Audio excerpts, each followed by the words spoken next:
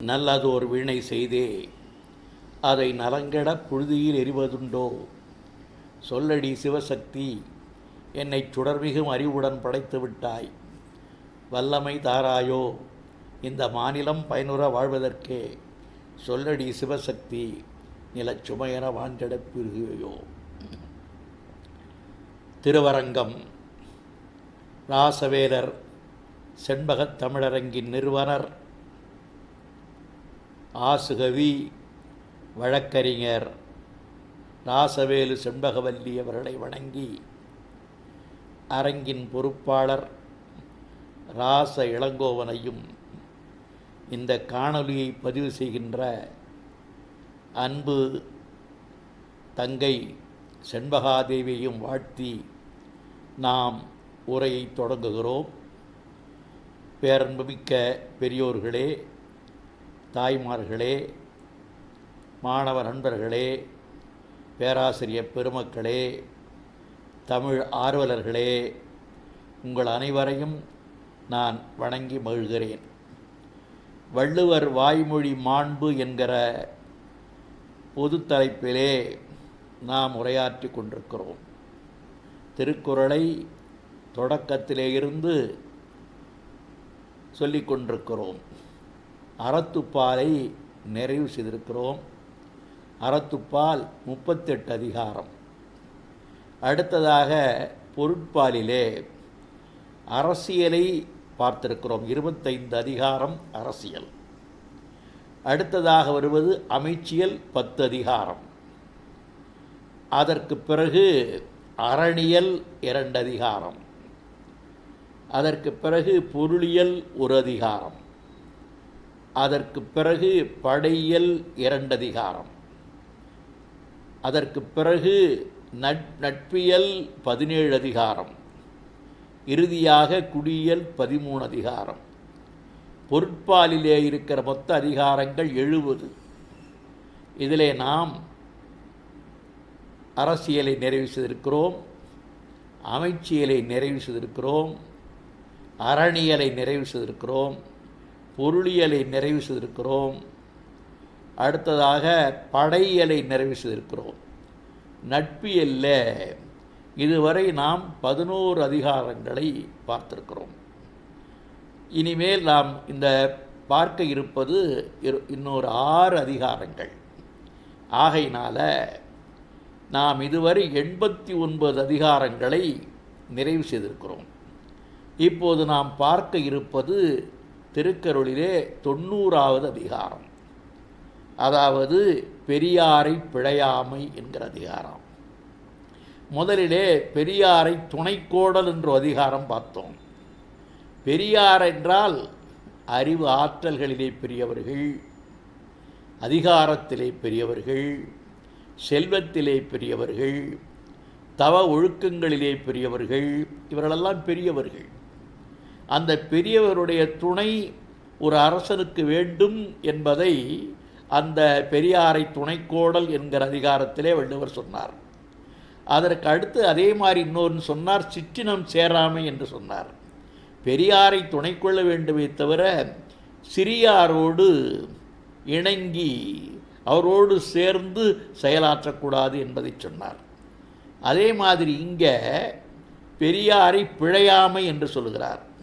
முதலிலே சொன்னது போல பெரியார் என்பவர் அறிவினாலே உயர்ந்தவர், அதிகாரத்தினாலே உயர்ந்தவர், செல்வத்தினாலே உயர்ந்தவள், தவ ஒழுக்கங்களினாலே உயர்ந்தவர்.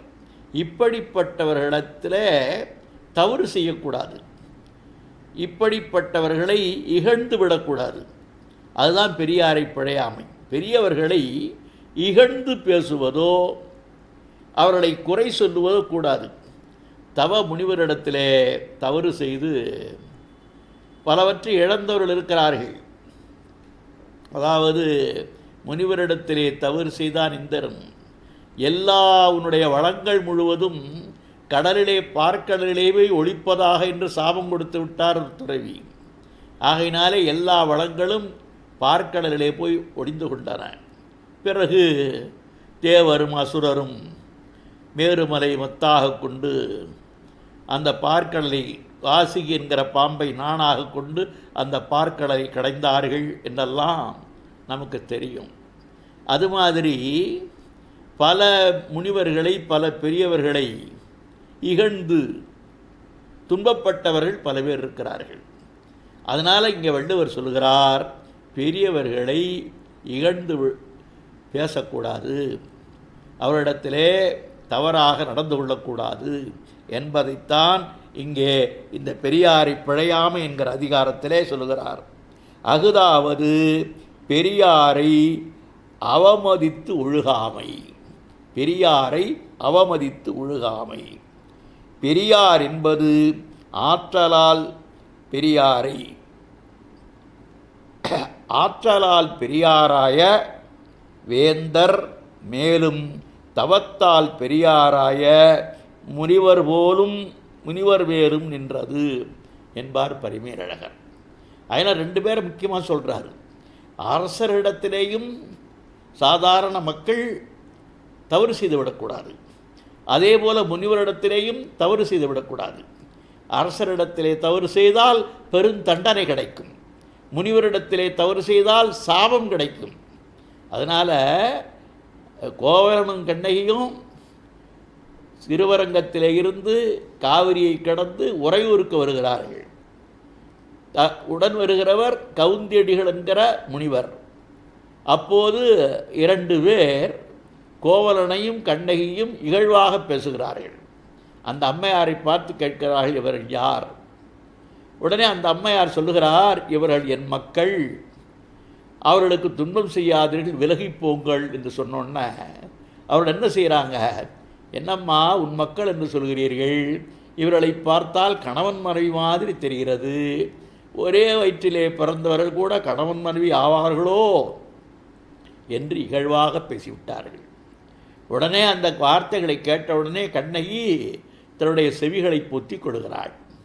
உடனே சினம் வந்தது கவுந்தியடிகளுக்கு. உடனே சாபம் கொடுத்து விட்டார், நீங்கள் முள்ளுடை காட்டில் முதுநரியாகுக. ஆகையினால இப்படிப்பட்ட துறவிகளை குணமென்றும் குன்றேறி நின்றார் பெருமை வெகுளி கணமேயும் காத்தலரிது. அவங்க கோபம் கொண்டால் அதிலிருந்து தப்பிக்க முடியாது என்று வள்ளுவ பெருந்தகை சொல்கிறார். ஆகையினாலே இங்கே தவத்தால் பெரியாராய முனிவர் மேலும் நின்றது என்பார் பரிமேலழகர். மணக்குடவரும் பரிப்பெருமாளும் சொல்கிறார்கள், பெரியாரை பிழையாமையாவது தம்மின் பெரிய அரசரையும் முனிவரையும் அறிஞரையும் பிழைத்து ஒழுகாமை என்று பேசுகிறார். ஆகையினால தம்மிற் பெரியாரை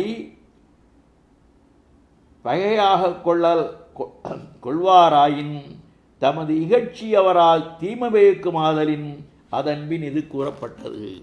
அதாவது நாம் பெரியவர்களை இழந்தால் அதனாலே நமக்கு துன்பம் வந்து சேரும். ஆகையினால இதுதான் இந்த பெரியாரை பிழையாமை என்பது. முதல் குறளில் சொல்கிறார், ஆற்றுவார் ஆற்றல் இகழாமை, போற்றுவார் போற்றலுள் எல்லாம் தலை. ஆற்றுவார் ஆற்றல் இகழாமை. ஆற்றுவார் என்றால் செயலாற்றுகிறவர்கள், எதையும் சாதிக்கத்தக்க வன்மை படைத்தவர்கள். அவருடைய ஆற்றலை இகழக்கூடாது. அப்படி இகழ்ந்தால் என்ன ஆகும்? அப்படி இகழாமை தான் நம்மை காத்து கொள்ளுகிற, நமக்கு தீங்கு வராமல் காத்து கொள்ளுகின்ற உபாயங்களெல்லாம் தலையாயது. அதாவது திருவள்ளுவர் சொல்லுகிறார், பலவற்றிலே இருந்து காத்து கொள்ள வேண்டும் என்று சொல்லுகிறார். சினங்காக்க என்று சொல்கிறார், நாகாக்க என்று. என்ன இதெல்லாம் காக்கவில்லை என்றால் நமக்கு துன்பம் நேரும்.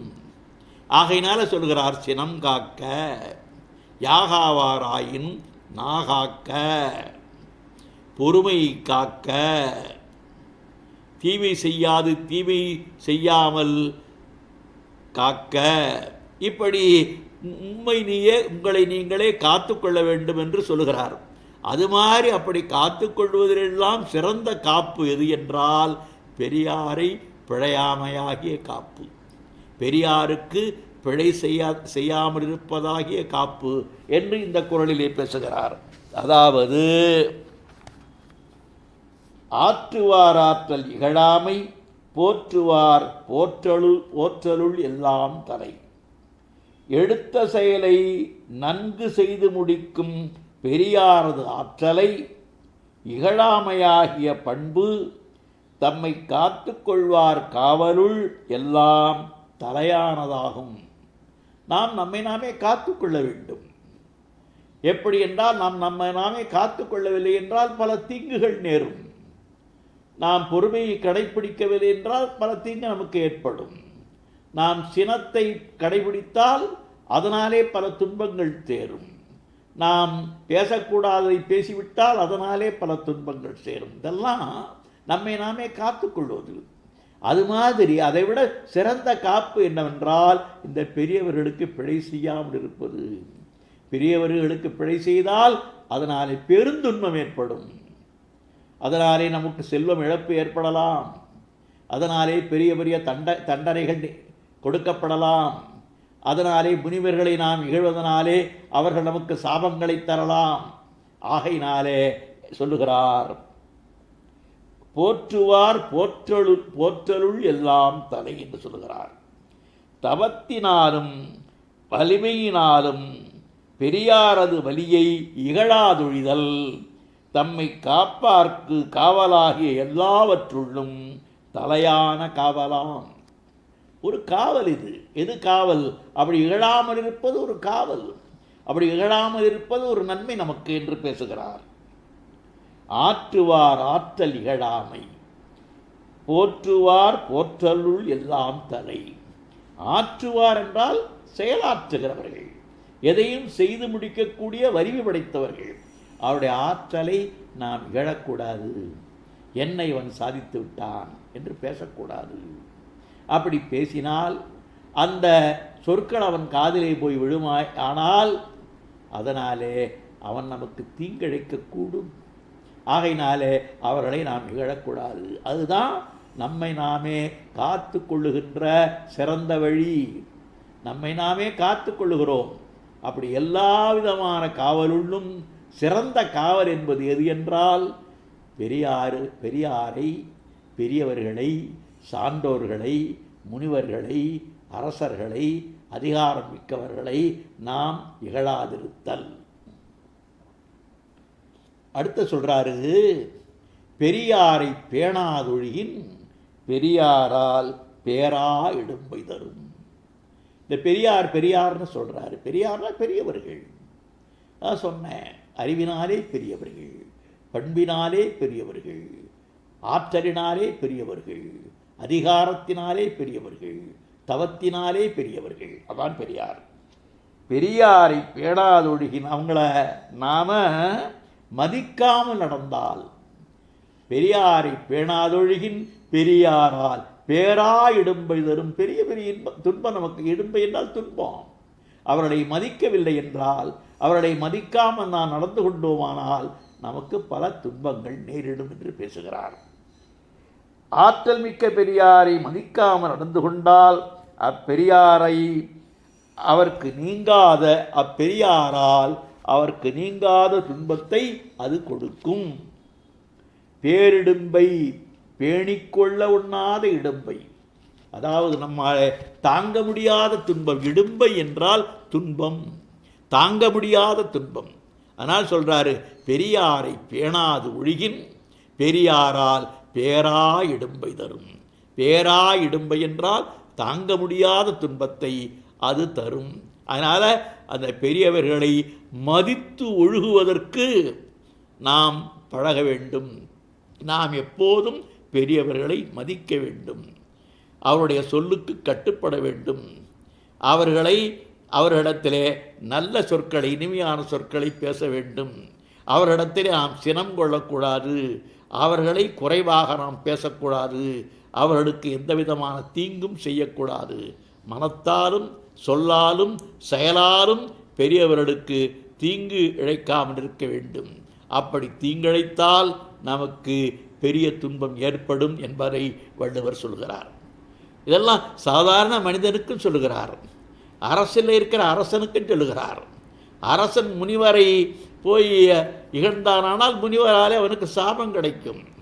அவன் சொல்லுவான், அதாவது முனிவன் சொல்லுவான், அதாவது நான் உன்னை விட உயர்ந்தவன்.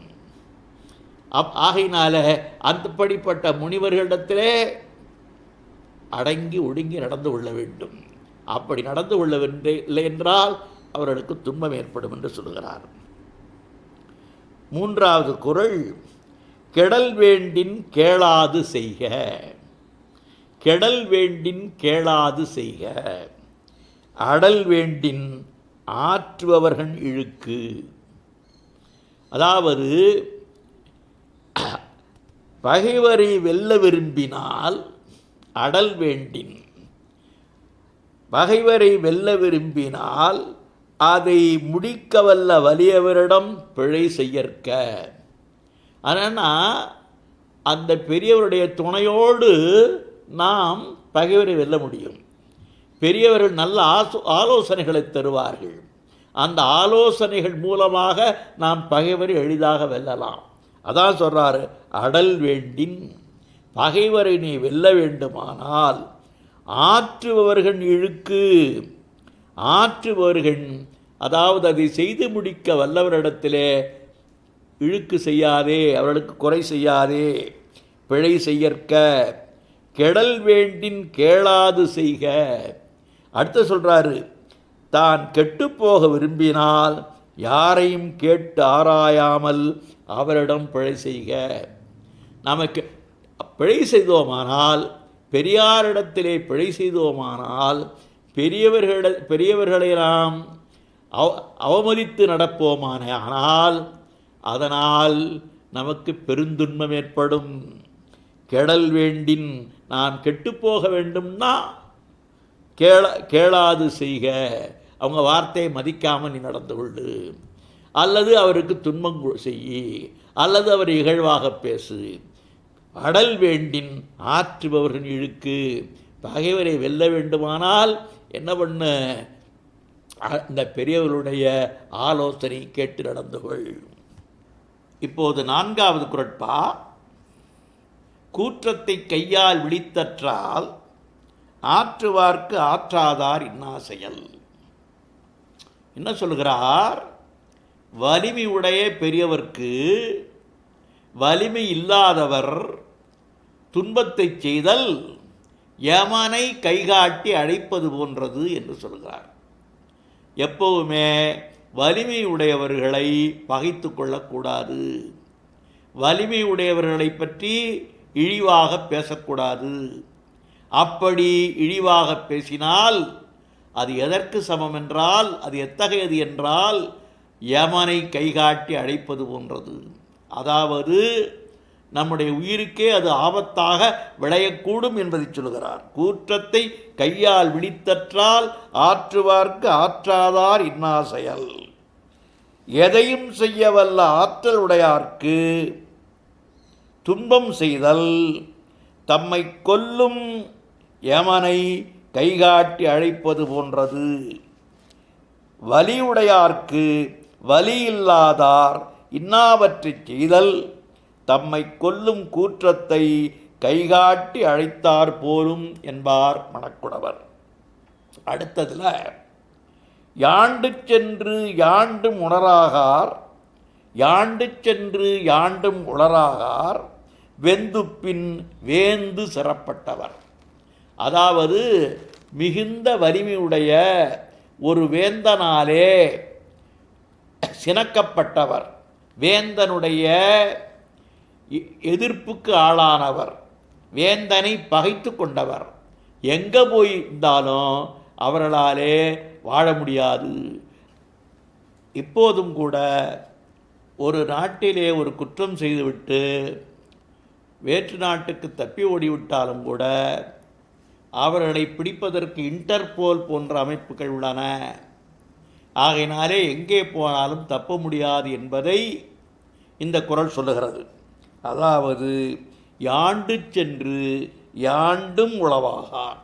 எங்கே போயிருந்தாலும் அவர்கள் அங்கே போய் இருக்க முடியாதுங்கிறாரு. வெந்துப்பின் வேந்து சிறப்பட்டவர். வெந்துப்பின் என்றால் மிகுந்த வலிமையினை உடைய வேந்தனாலே சினத்துக்கு ஆளானவர். ஆகையினால மிக்க வலிமையுடைய அரசனால் வெகுளப்பட்டவர். அவனிடமிருந்து தப்புவதற்காக எங்கே சென்றாலும் எங்கும் வாழ முடியாது. அக்குற்றமுடையார் அருமையுடைய அரண் சேர்ந்தும் உய்யார் என்று நாலடியார் சொல்லுகிறது. அடுத்த குறட்பாவில் 6வது குறட்பா, எரியார் சுடப்பழினும் உய்வுண்டாம் உய்யார் பெரியார் பிழைத்தொழுகுவார். நெருப்பு சுட்டால் கூட ஒருத்தன் பிழைத்து கொள்ளலாம். ஆனால் பெரியாருக்கு பிழை செய்தால், பெரியவர்களை குறைத்து பேசினால் அவர்களாலே பிழைக்க முடியாது. அதனால் என்ன சொல்லுகிறார்? குணமென்னும் குன்றேறி நின்றார் வெகுளி கணமேயும் காத்தலருது என்பதனால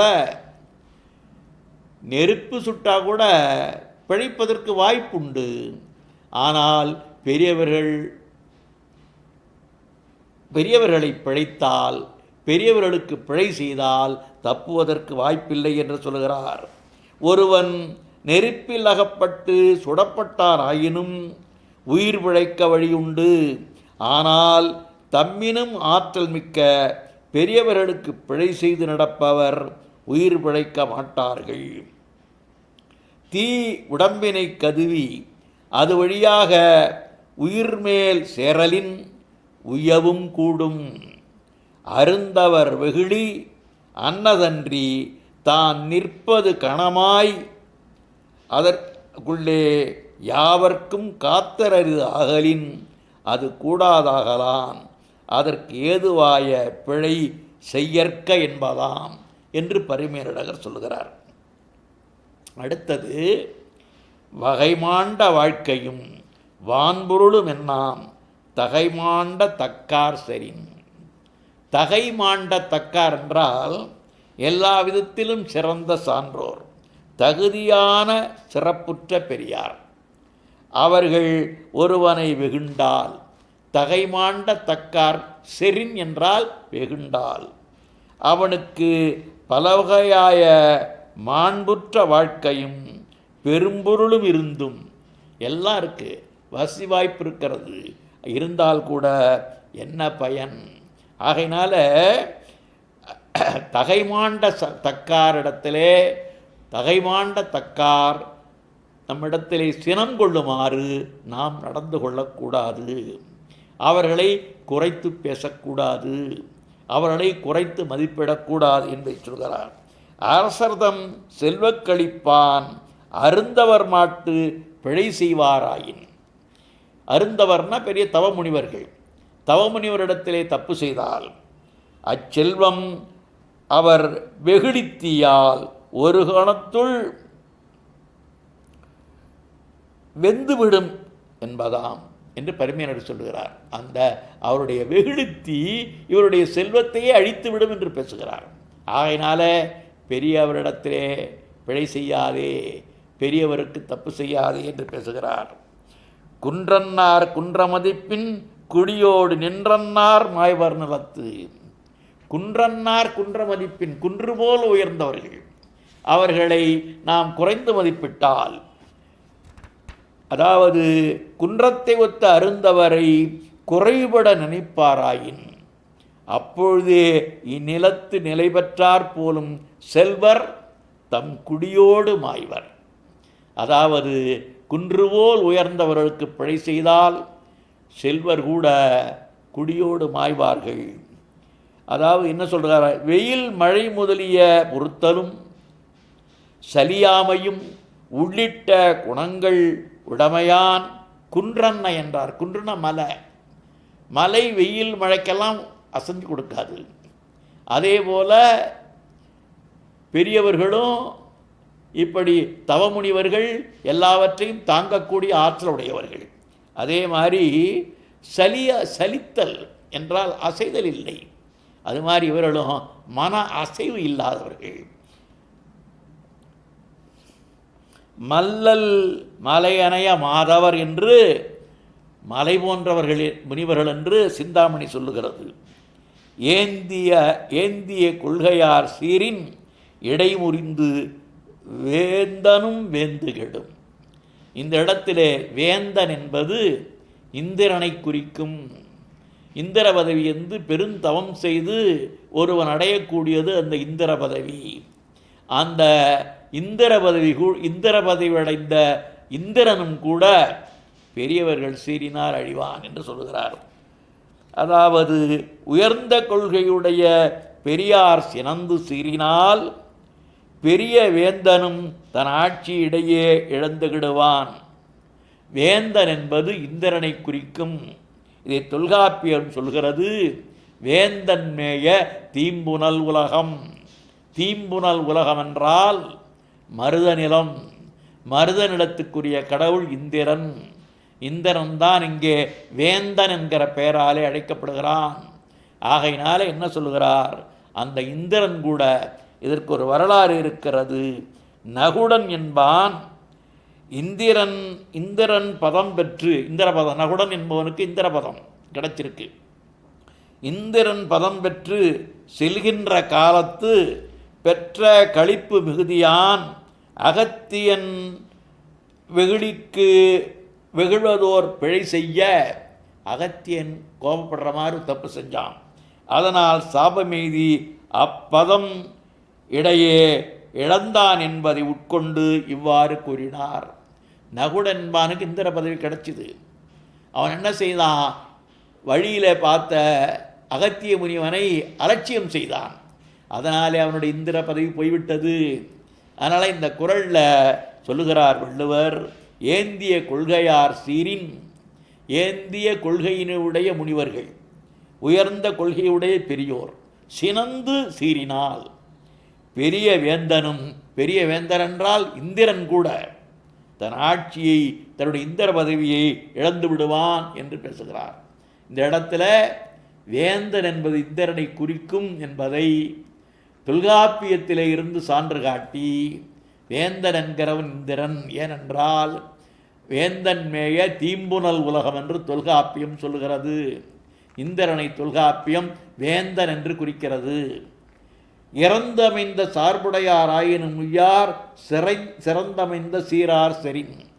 அதாவது நமக்கு பற்றுக்கோடு இருந்தாலும் கூட, தனக்கு துணையாக பலவர் இருந்தாலும் கூட, ஆனால் பெரியவருடைய சினத்துக்கு ஆளானால் நம்முடைய உயர்வு சிறப்பெல்லாம் அழிந்து போகும் என்று சொல்லுகிறார். இறந்தமைந்த சார்புடையாராயினும் உய்யார், நம்மளால் பிழைக்க முடியாது. பல பற்றுக்கோடு நமக்கு பல துணை இருந்தாலும், பல அரண் இருந்தாலும், பல பாதுகாப்பு இருந்தாலும், அதாவது பெரியவர்கள் சீறினால், பெரியவர்கள் சினந்தால் பிழைக்க முடியாது. சிறந்தமைந்த பெரியோர் சிற்றங்கொள்வராயின் வரம்பு கடந்தமைந்த துணைநலம் உடையவராயினும் தப்பி பிழையார். சார்பு என்பது அரண், படை, பொருள், நட்பு என அவையெல்லாம் வெகுண்டவரது ஆற்றலால் திரிபுரம் போல அழிந்துவிடும். திரிபுரம்னா அதாவது நம்முடைய சிவபெருமானுடைய கண்ணினாலே, நெற்றிக்கண்ணினாலே திரிபுரம் அழிந்தது அல்லவா. திரிபுரம் போல் அழிந்துவிடும் ஆகரின் உய்யார் என்றார். சீர் உடையது சீரெனப்பட்டது. இறந்தமைந்த சார்புடையாராயின் உய்யார் சிறந்தமைந்த சீரார் செறின். சிறந்தமைந்த சீரார்னா பெரியவங்க, அதாவது முனிவர்கள், தவமுடியவர்கள், சான்றோர்கள். அடுத்த குறட்பா பெண் வழி சேரல். அதாவது என்ன சொல்லுகிறார், இன்ப விருப்பால் பெண்ணிற்கு அடிமையாகி நடத்தல். ஒரு கணவன் தன்னுடைய கணவன் சொற்படி மனைவி கேட்க வேண்டும் என்பது தொன்று தொட்டு வருகின்ற ஒரு மரபு. அதற்கு மாறாக ஒரு கணவன் தன்னுடைய மனைவி சொற்படியே எப்போதும் கேட்டு நடந்தானே ஆனால் அது அவனுக்கு இழுக்கை தரும். அது அவனுடைய பெருமைக்கு குறைவு. இதை வள்ளுவர் ஒரு அதிகாரத்தில் சொல்கிறார். அதற்கு அந்த அதிகாரத்துக்கு பெயர் பெண் வழி சேரல். பெண் வழியிலே ஒழுகுதல், பெண் சொற்படி நடத்தல். ஆகையினால இன்ப விருப்பால் பெண்ணிற்கு அடிமையாகி நடத்தல். அதை விளக்கம் சொல்லுகிறார் பரிமேலழகர். இனி காமத்தால் வருவன நேரே பகையல்ல வாயினும் ஆக்கஞ்சிதைத்தல் அழிவுதலை தருதல் என்னும் தொழில்களால் நம்முடைய ஆக்கத்தை, நம்முடைய செல்வத்தை சிதைக்கும், நமக்கு பல அழிவுகளை தருதல் என்னும் தொழில்களால் பகையோடு ஒத்தலின் பகைப்பார்ப்படுவனா. இது ஒருவனுக்கு பகைதான். ஏனென்றால் பகை நம்மை அழிக்கும். இதுவும் ஒரு பெண் வழி ஒழுகுதலும் ஒரு பகை என்று சொல்கிறார்.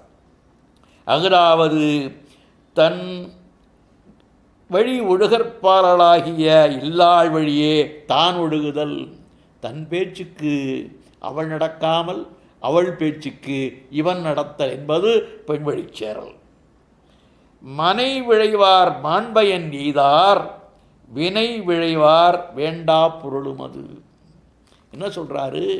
மனைவியை விரும்புகிறவன், அதாவது மனைவி சொற்படி நடக்கிறவன் சிறப்புகளை பெற முடியாது.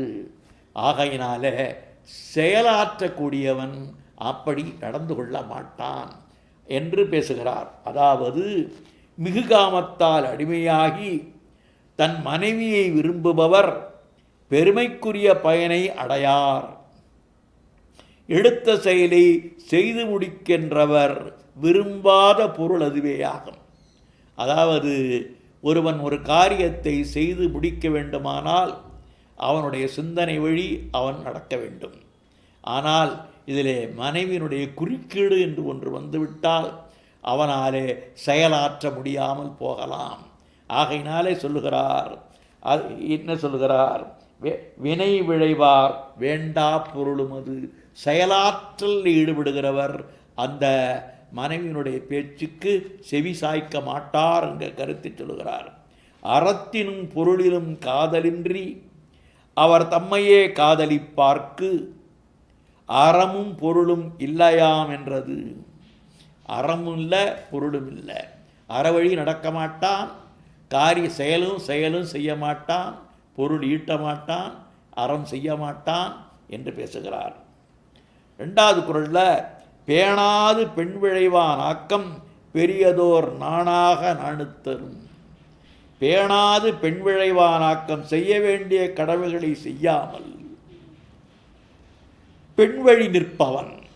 பெண் வழி நிற்பவன்னா தன்னுடைய மனைவி பேச்சுக்கு அடங்கி நடப்பவன். உயர்வு மிகப்பெரிய வெட்கத்திற்கு இடமாகி நாணத்துக்கு இடமாகும். மற்றவர்கள் இவனை கேலி செய்வார்கள். தலைகுனிவை தரும். இவன் நிமிர்ந்து நடக்க முடியாது என்று பேசுகிறார்.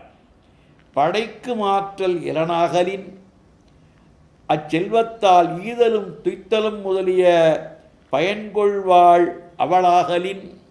அதனால் ஈதல் துய்த்தல்லாம் இவதான் பண்ணுறான். பிறகு கொடுக்கணும்னாலும் அவதான் கொடுக்குறான். ஆண்மை செய்கை அவன் கண்ணதாயிற்று என்று ஆண்பாலார் யாவரும் நாண, அதனால் தன் ஆண்மையின்மை அறிந்து பின் தானும் நாணும் என்பது நோக்கி பெரியதோர் நாணாக நாணுத்தரும் என்றார்.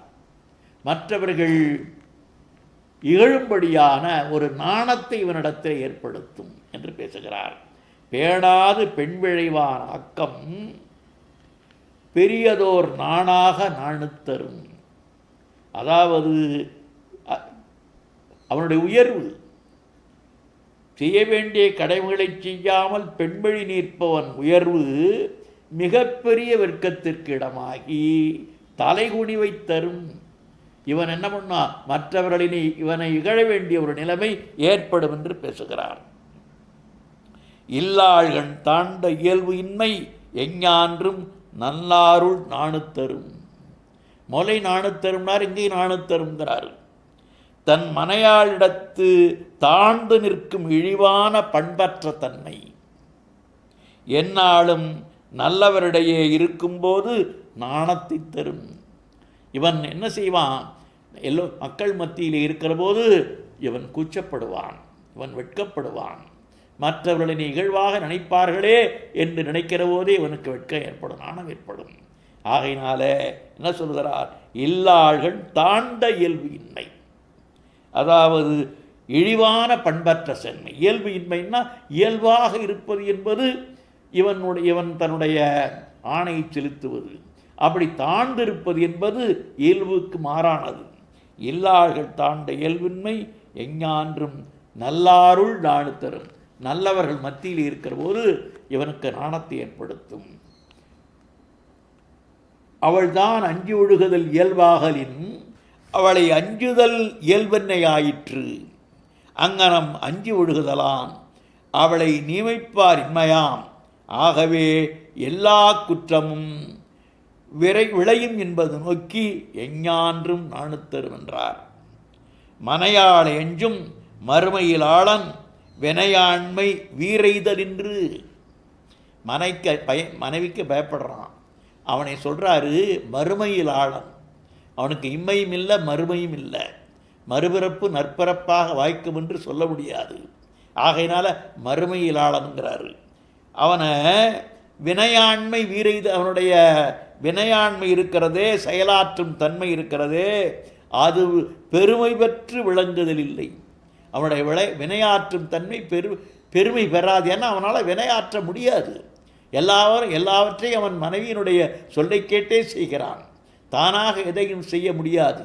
அவனாலே வினை செய்தல் இயலாத ஆகையினால அவனுடைய வினையாண்மை பெருமை அடைதல் இல்லை, வினையாண்மை வீரெய்தல் என்று பேசுகிறார். இல்லறஞ்சதற்குரிய நன்மையின்மையின் மறுமையிலாளன் என்றும். அவன் இல்லறத்திலே எல்லாத்தையும் செஞ்சான்னா தான் அவருக்கு மறுமை உண்டு. அப்படி மறுமையிலாளன் என்றும் வினையாளும் தன்மை இல்லாத அவனால் முடிவு போகாமையின் வீரெய்தலின்று என்றார். இல்லாளை அஞ்சுவான் அஞ்சும் மற்ற ஞான்றும் நல்லாருக்கும் நல்ல செயல். நல்லவருக்கு நல்லது செய்கிறது கூட பயப்படுவான். மனைவிக்கு அஞ்சுகிறவன்கிறாரு. நல்லவர்கள் இருப்பார்கள், அவர்கள் ஏதாவது வறுமை உருவார்கள், அவங்க வறுமையை போக்குவதற்கு உதவும் நினைப்பான். ஆனால் அது முடியாது. அதனால் ஔவையார் பாடல் சொன்ன மாதிரி விருந்து இருந்து முகந்திருத்தி ஈரோடு பெண் வாங்கி விருந்து வந்ததென்று விளம்ப. மனைவிட்ட சொல்கிறான், விருந்தினர் வந்திருக்காங்க. உடனே அவள் அதை ஏற்கவில்லை. அவள் என்ன செய்கிறாள்? ஆடினாள், பாடினாள், பழமுறத்தால் சாடினாள், ஓடோடத்தான் அப்படின்னு ஔவையார் பாடல் இருக்கிறது. ஆகையினால மனைவிக்கு பயப்படுகிறவன் மற்றவர்களுக்கு நன்மை செய்ய நினைத்தாலும் கூட அவனாலே செய்ய முடியாது என்பதை இந்த குறள் சொல்லுகிறது. மனைவிக்கு அஞ்சி வாழ்கிறவன் எப்போதும் நல்லவர்க்கு நன்மையான செயலை செய்வதற்கு அஞ்சுவான். நல்லார்ன யார் என்றால் தேவர், அருந்தவர், சான்றோர், இருமுதுகுறவர். இருமுதுகுறவர்னா பெற்றோர்கள் முதலாயினாரும் நல்விருந்தினரும். நல்லன செய்தல்னா அவர் விரும்புவென கொடுத்தல். அது செய்ய வேண்டும் நாள்களினும் என்பார் எஞ்ஞான்றும் என்றார். அது செய்யக்கூடிய நாளில் கூட அதற்கு அவனாலே செய்ய முடியாத நிலைமை ஏற்படும் என்பதனாலே எஞ்ஞான்றும் என்றார். இல்லாளை அஞ்சி விருந்தின் முகங்கொன்ற புல்லாளனாக என்று சிந்தாமணி சொல்லுகிறது. இமையாரின் வாழினும் பாடிலரே இல்லாள் அமையாதோள் அஞ்சுபவர். தேவர் மாதிரி வாழ்ந்தா கூட அதனால பெருமை இல்லை.